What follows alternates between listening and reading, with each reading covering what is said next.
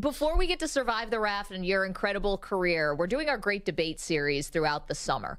And so today this week and all throughout, we've been doing the greatest NFL player at their position of all time.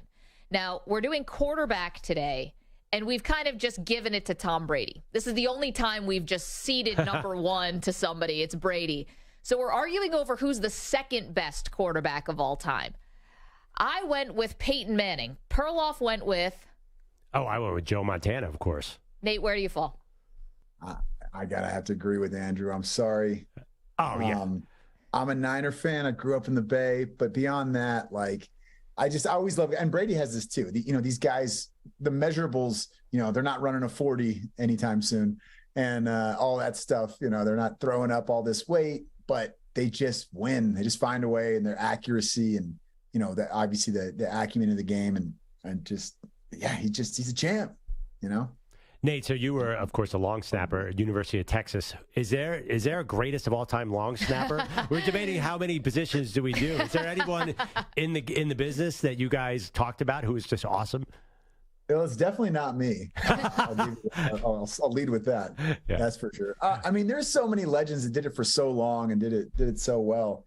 I'll give a shout out right now to Joe Cardona, in New England. He went to the Naval Academy, and the guy could throw it back there, man. It was a lot of velocity and accuracy and all that. He was drafted actually the same year. I had that opportunity in Seattle. So I'll go with Joe. He's still out there. He's still hanging tough. But there's just so many. There's so many legends, Patrick Manley with the Bears, John Darrenbos with the Eagles. His story is absolutely insane. Yeah. Well, for me, he's the coolest, aside from you, of course, because he's a touring magician, which is unbelievable. Unbelievable. And what he overcame as a child, like the trauma he experienced as a kid, and then where he got.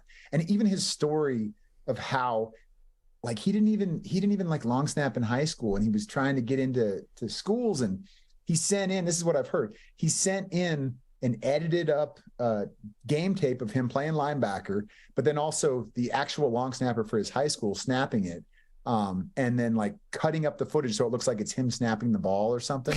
So he gets this, he goes to UTEP, and he's never long snapped, and he gets there and they're like, "You're not good at this. How did you get in here?" And then he starts figuring it out, and a year or two later he's starting, and then the rest is history.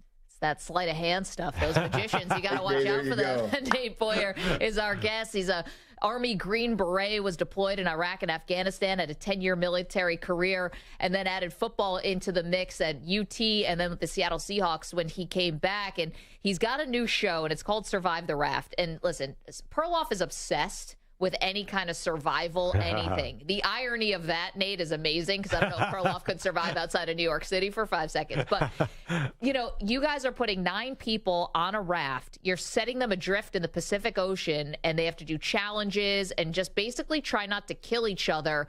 How different were the people that you put together on this raft? Like, how varied were their backgrounds? They had nothing in common except they were humans, really diverse group, which was awesome. And this is based on a social experiment that was done 50 years ago. This anthropologist in 1973, his name was Santiago Genovese, and he put 10 people on a raft, and they floated from the Canary Islands in Spain to Mexico. And these were not sailors, They're going across the Atlantic, and they're just having to figure all this stuff out as they go and trying to learn. They had different skills, but like, this is not something they'd all embarked on. And they were very diverse, the different politics, religion, sexual orientation, you name it. And they had to figure it out, and they made it. They made the trip. It was not without a lot of controversy and sex and violence and near mutiny, like everything you want in a great story. But so we recreated it now 50 years later in, once again, a pretty divisive time. 1973, it was coming out of the Vietnam War and Watergate and Roe versus Wade. And like, now Roe versus Wade is back in the headlines again. And obviously we're coming out of the war in Afghanistan, and there's so many other divisive things in our country.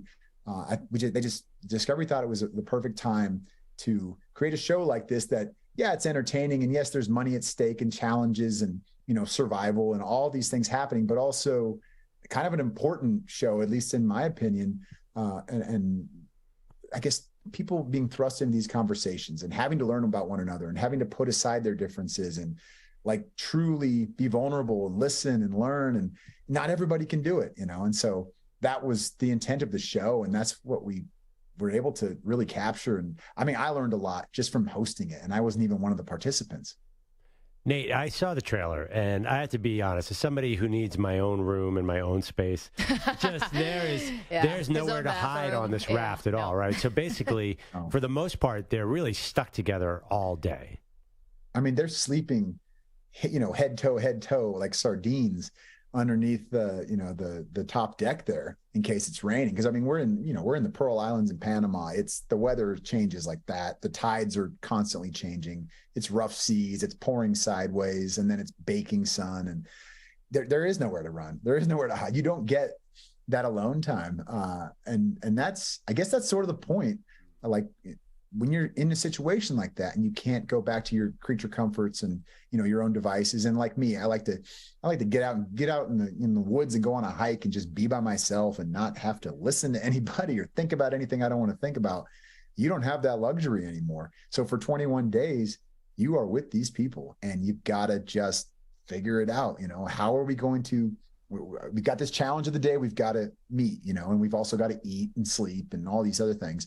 Like, how are we going to do that? There's no way to do it alone. We have to do this together as a team.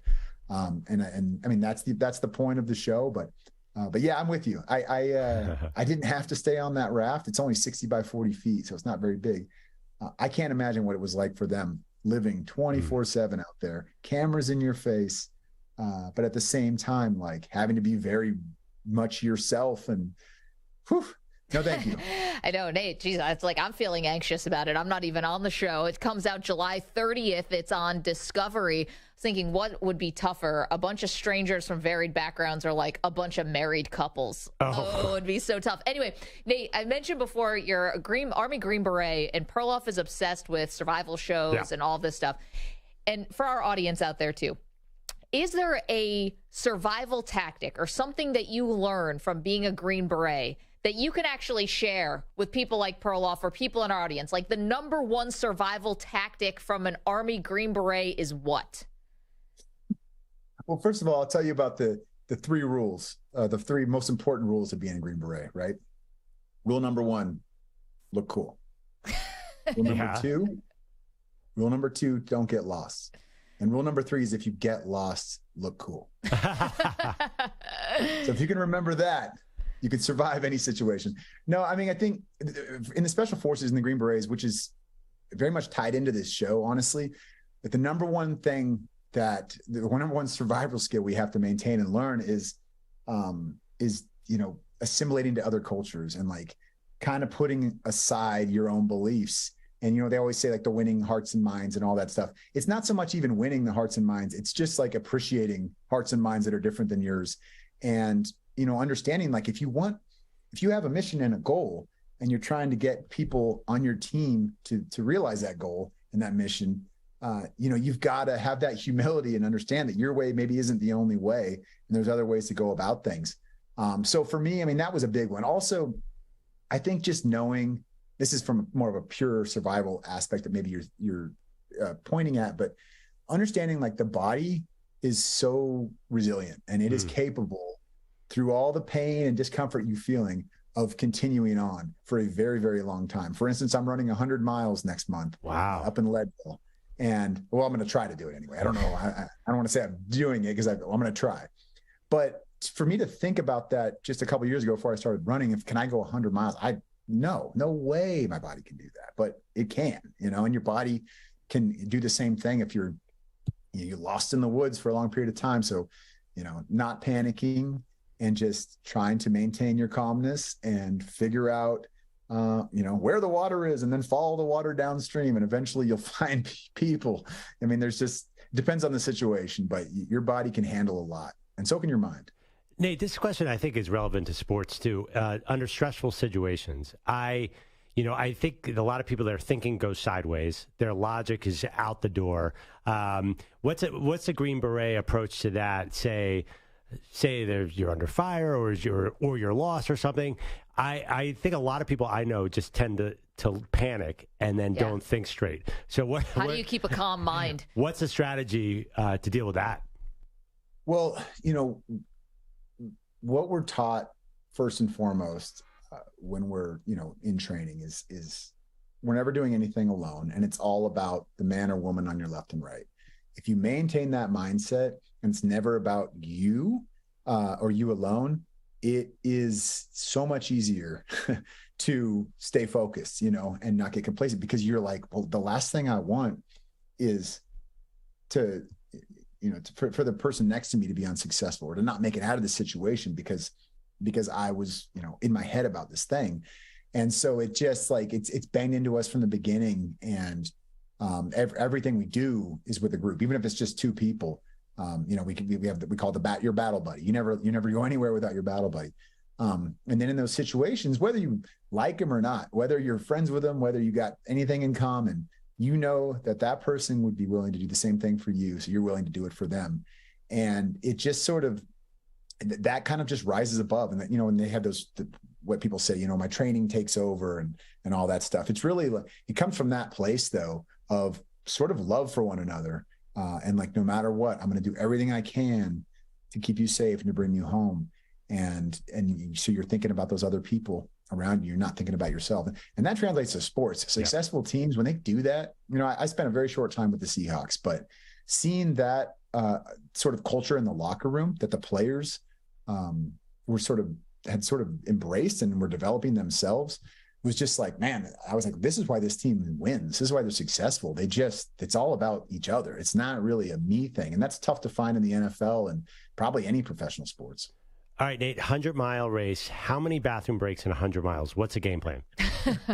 Well, I'm not taking a break. You can't go 100 miles. If I just got to pee, I'm just going to keep going. And, okay. I'm not going to do it in my pants, but like. You're going to pee while you run, Nate? Yeah. Unfortunately, in that situation, being a guy, there is a great advantage there. Right? Another advantage.